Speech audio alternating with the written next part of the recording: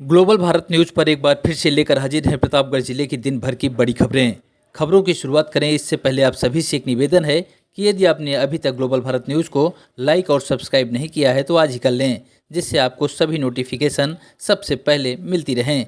चलिए देर न करते हुए रुक करते हैं आज की पहली बड़ी खबर। शुरुआत कुंडा इलाके खबर से करते हैं, जहां सकरदहा गांव में अस्कन आदेश के बावजूद भी दबंगों द्वारा किया जा रहा है जबरन कब्जा रोकने गई महिला से भी किया गया मारपीट। वीडियो हुआ सोशल मीडिया पर वायरल।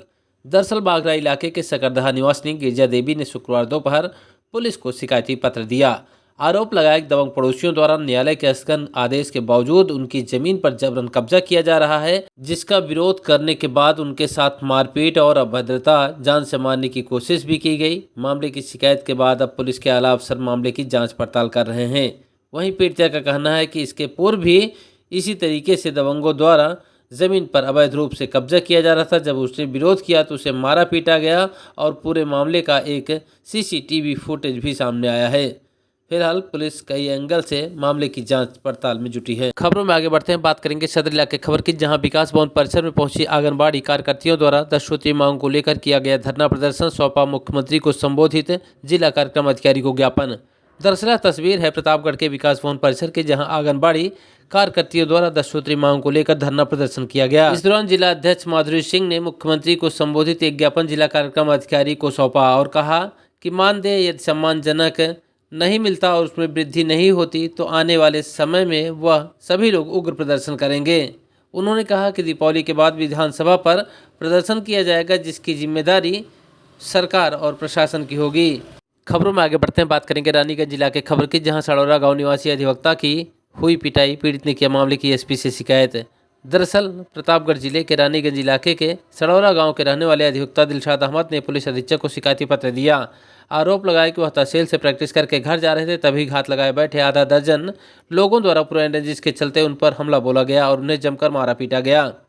मारपीट से घायल पीड़ित ने पूरे मामले की शिकायत प्रतापगढ़ के पुलिस अधीक्षक से किया और मामले में न्याय की गुहार लगाई है। खबरों में आगे बढ़ते हैं, बात करेंगे सदर इलाके खबर की, जहां प्रतापगढ़ पहुंचे पीठाधीश्वर जगत गुरु शंकराचार्य स्वामी निष्कलानंद सरस्वती ने एक बार फिर से राम मंदिर प्राण प्रतिष्ठा को लेकर विवादित बयान दिया है।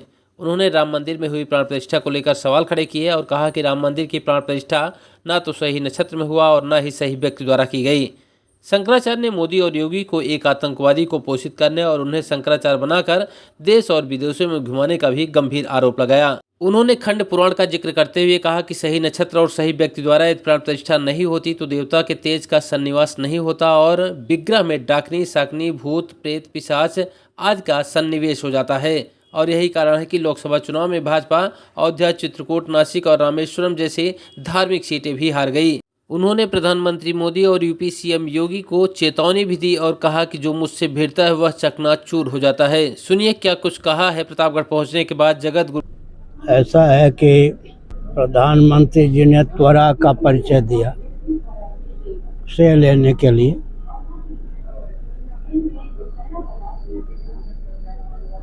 तो शास्त्र सम्मत विधि निषेध का पालन होना चाहिए था। उसमें त्वरा, चंचलता, आतुरता का परिचय दिया गया। 500 वर्षों से रुका हुआ काम तो हो गया, लेकिन मुहूर्त का भी ध्यान रखना चाहिए था।